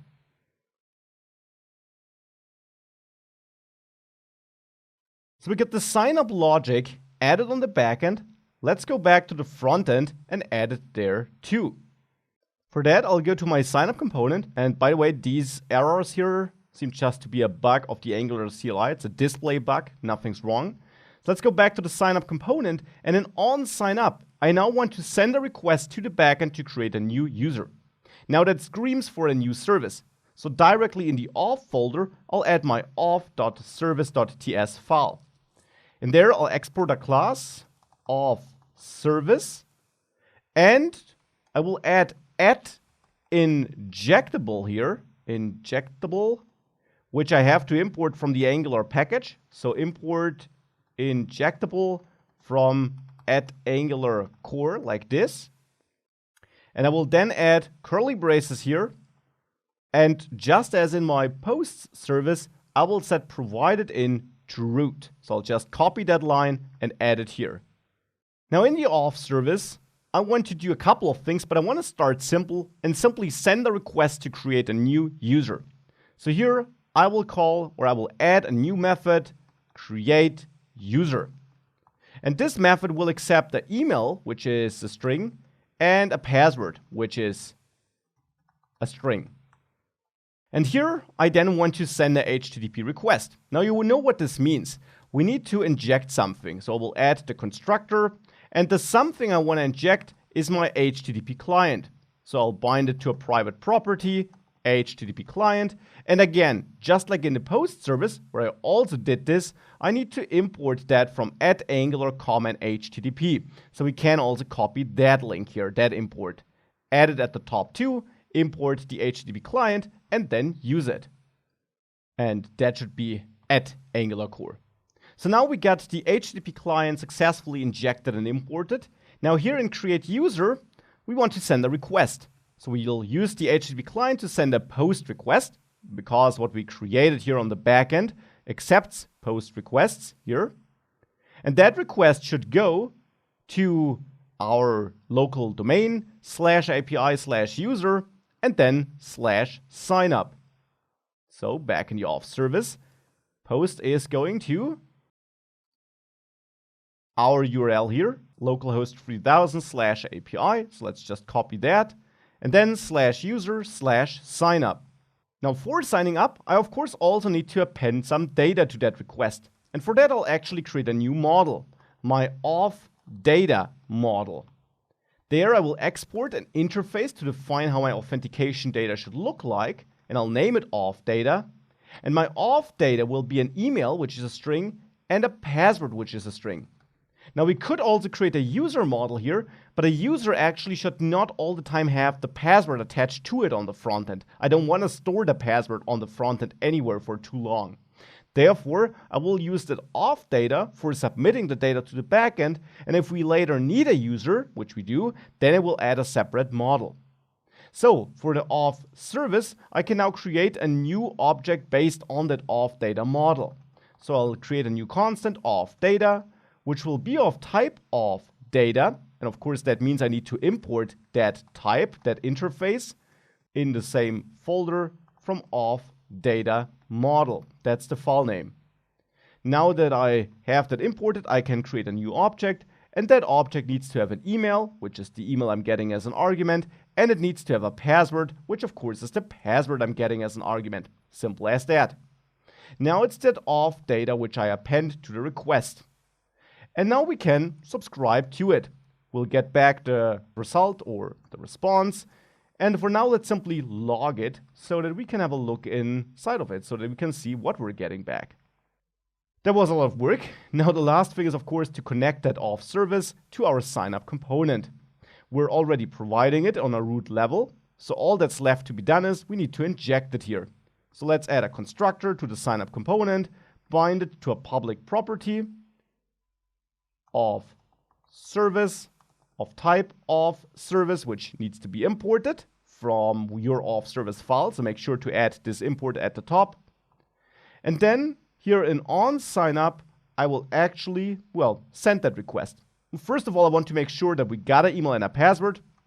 So we'll check whether form is invalid, in which case I will just return here.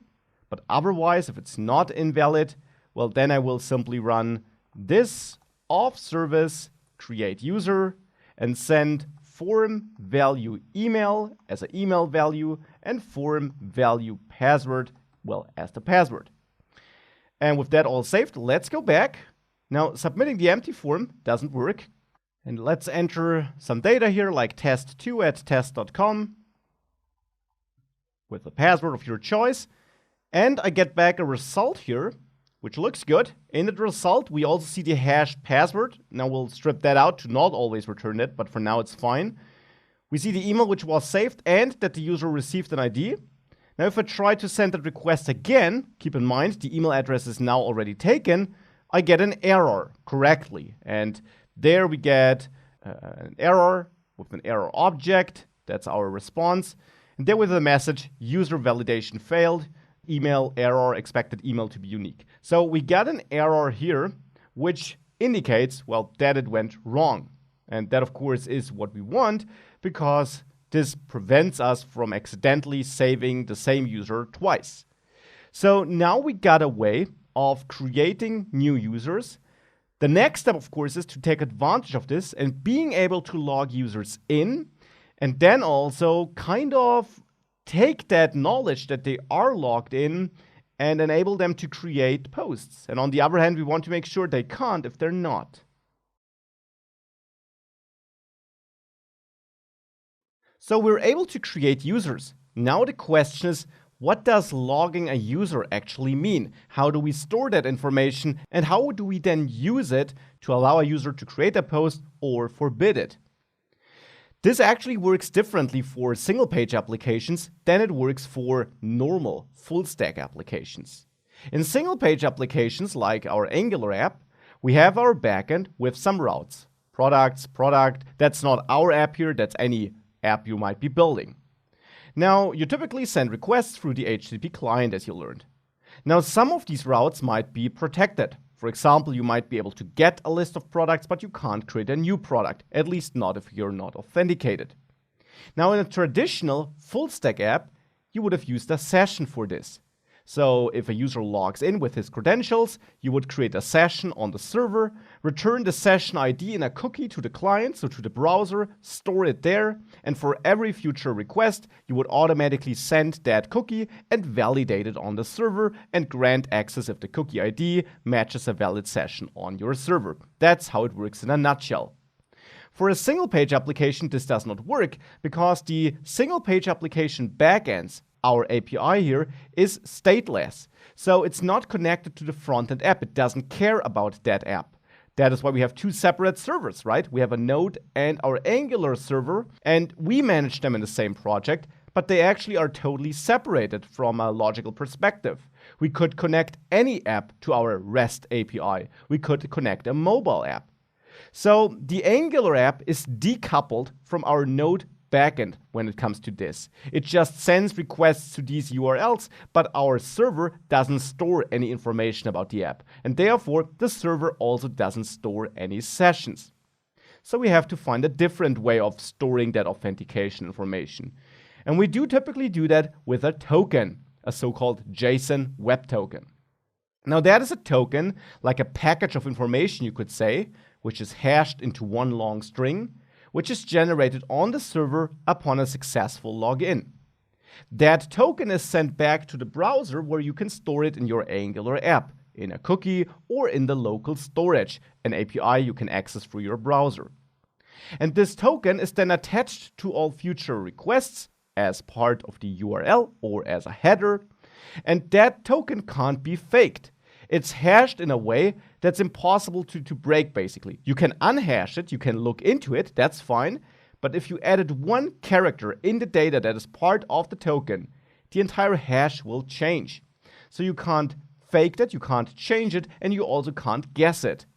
Only the server can validate that this token is valid, because the server was who created that token. Only the server knows the exact algorithm.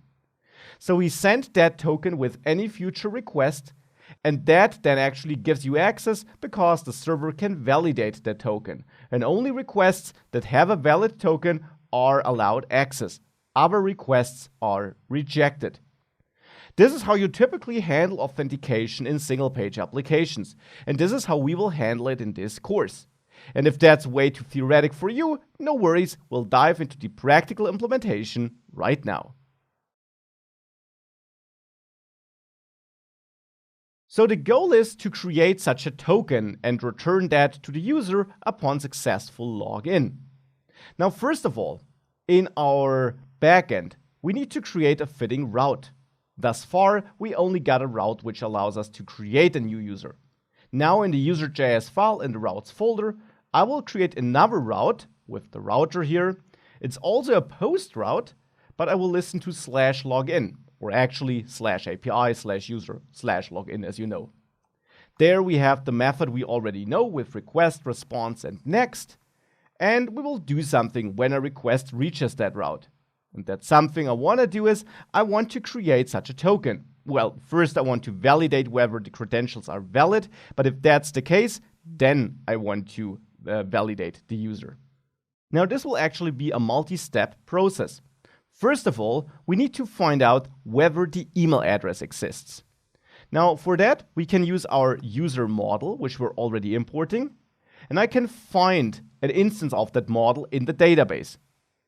For that, I will pass an object to basically narrow down which results I want to find and look for a user where the email address in the database matches the email address which is attached to our request.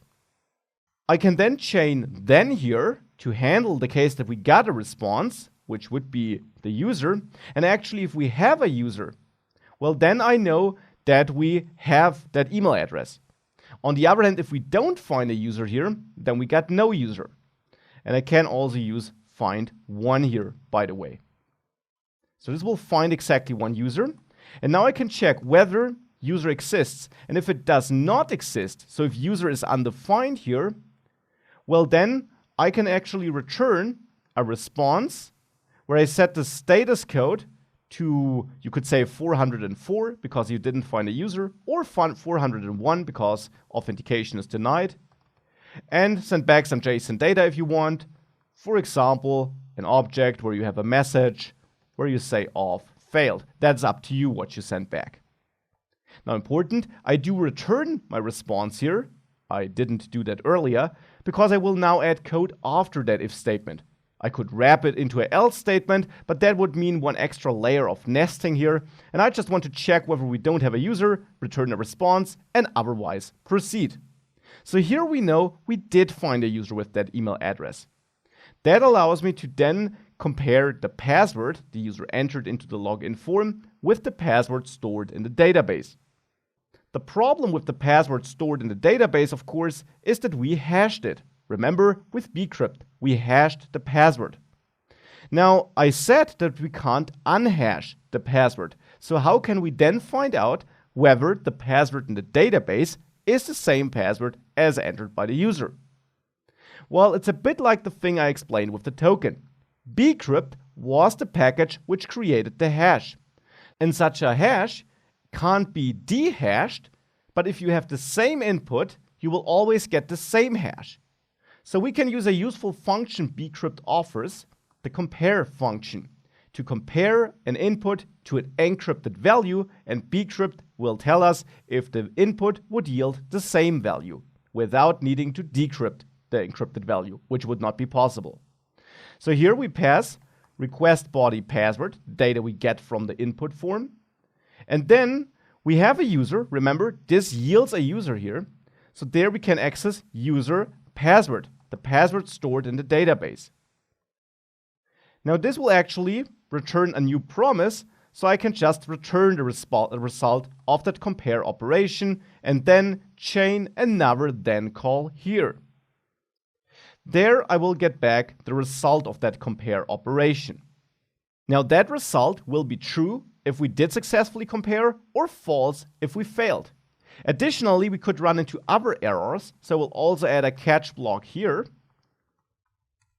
And there also return my not successful message. And here in the then block, I will check whether result is true, because this will be a Boolean. If it is true, then I know, hey, we do have a successful match. If it is false though, so this is what I will actually check for, I also want to return my response where I deny authentication. If we make it past that if block, I know that we do have a valid password though. So this is where I want to continue and create this JSON web token I was talking about. Now, if you want to learn more about JSON Web Tokens, you can visit jwt.io. There you can read more about it. And there you can also see how such a token will look like. It's really just some text. However, I said this one can be decoded. And here on the right is how such or which data such a token typically holds. Information about the hashing algorithm used, some additional payload, which you can actually change. You can add your own payload, like the email address, for example. And then some verification signature, which is required by the server to verify that this is a valid token. And that is what I meant. If you mess with this in your client-side code, which you could theoretically, then the entire token will not be verifiable on the backend anymore. Because if you change one character, the server will not be able to validate it again. So this is what goes into a token, and thankfully you don't need to construct this from scratch. There is a package which helps you with that. So back in our project, let me quit one process, we can install that with npm install --save JSON Web Token, one word. That is a third-party package that helps you with the creation and validation of such tokens. Let me restart ngserve. And now here, I will import this below bcrypt maybe, store it in a constant named jwt, and import it by running require JSON Web Token, like this. Now with that import added, we can use it in the login route to create a new web token. So here, in the then block where we know we have a valid password sent by the user, there I will create a new token by running jwt sign. This method creates a new token based on some input data of your choice. Now the input data of my choice will be a JavaScript object where I store the email of the user with user email, not the password, because I don't want to send that back to the user, even if it is encrypted. And I also want to send back the user ID though, because that will later be useful on the front end. And I can access this by using _ID or accessing _ID on the user object I got from the database. So this is now my JWT element or my JSON Web Token. Now we can also pass a second argument, or we have to pass a second argument actually. Besides the payload, we need to enter our own secret, like a password we use for creating these hashes. This will only be stored on the server, and it will be used to validate these hashes. This is what makes them uncrackable. Now typically this should be a very long word or very long string combination. Here I will name this secret. This should be longer, and that really is the case. This is just for development. Typically you have a longer string here. So now we got our secret set up there. Now we'll pass one more argument.